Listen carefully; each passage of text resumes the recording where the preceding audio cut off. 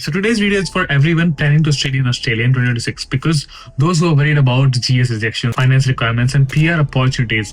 I'll be breaking down what the government has officially announced recently, the truth about paying 1 year's tuition fees and how GS, Genuine Student Test, actually works and where the new skills in demand visa fits in your long-term plan. So this isn't just a hype, it's going to be a real talk from my side. So let's go forward.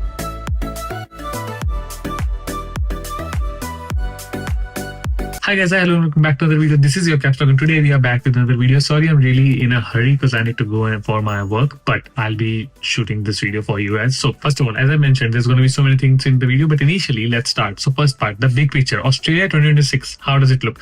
Australian government has officially announced its international students planning level for 2026, which is 295,000 places, right? So that's higher than 2025 obviously, and shows that Australia is keeping its doors open but carefully managing the growth levels. So the key focus is here quality and integrity, welcoming the genuine students who are actually well prepared, right? And not just fake promises and shortcuts. So if you're planning properly, this is actually a positive environment and it's going to be a positive step for you. Next part, what GS means, genuine student, really means now.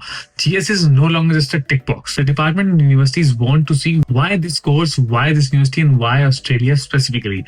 Do your academics background and your logical reasoning background, whatever we call, do they actually connect with your course? Can you afford this course? What's your financial status? What's your financial story? And what's your realistic post-study work plan? So, for example, University of Canberra makes students complete a GS statement if required. It's normal and it's about proving consistency or honesty, right? I can give you a tip that whenever you write a statement of purpose, GS form, right? It's a form of GS.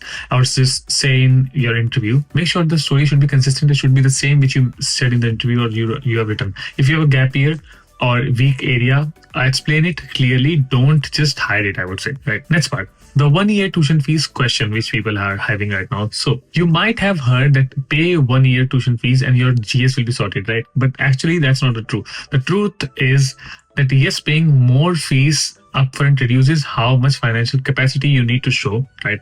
And because you have already covered a large portion of the cost of the fees, right? It's a good part, but it actually does not guarantee a visa approval.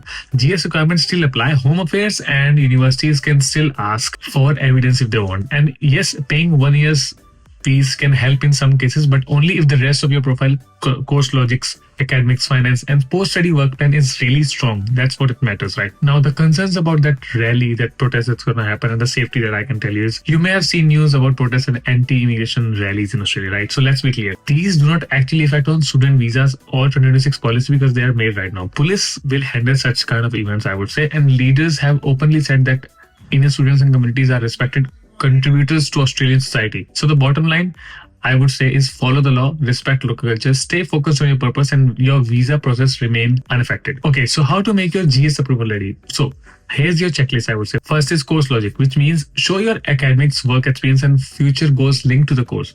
University fit. Why this campus? What opportunities does this gonna give it to you? Finance. Have your clear funding sources, savings, sanction loans, family support, whatever you have, ITRs, whatever you have, show them. If you pay more tuition fees, document it properly.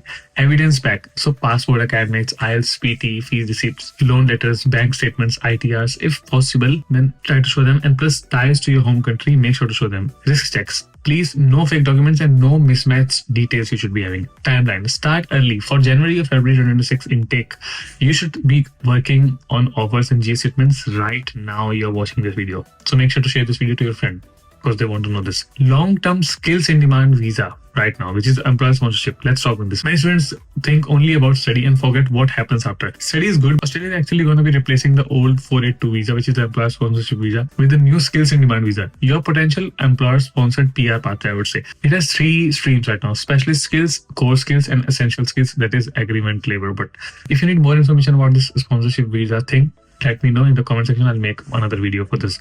Well, the reality of job hunting right now in Australia, to actually get jobs, I would say, start building experience during your degree, internships, part-time jobs, volunteering. It's going to help you keep your LinkedIn portfolio references strong and be open to regional areas if you get the chance to work there, if your field has demand over there.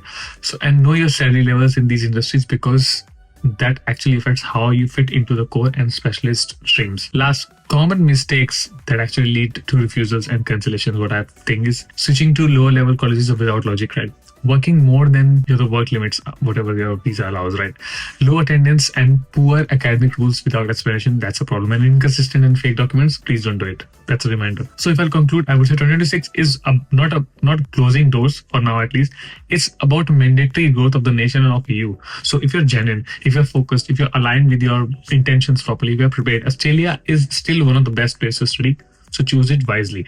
Look in your course logic, get your finance ready, get your proper documentation ready, and come here. Okay. In the last, I want to say, if you have more questions, DM me on Instagram directly. I'll have replies for you. Make sure to subscribe to the channel. Make sure to share this video to someone that you think is going to be going to 2026 intake, coming to Australia. And I have a new channel for you. That's a huge announcement. I'll be making a proper announcement again, but in the outro, you can see in the description, the link is there. In the chat, there's a link pin. That's only for you.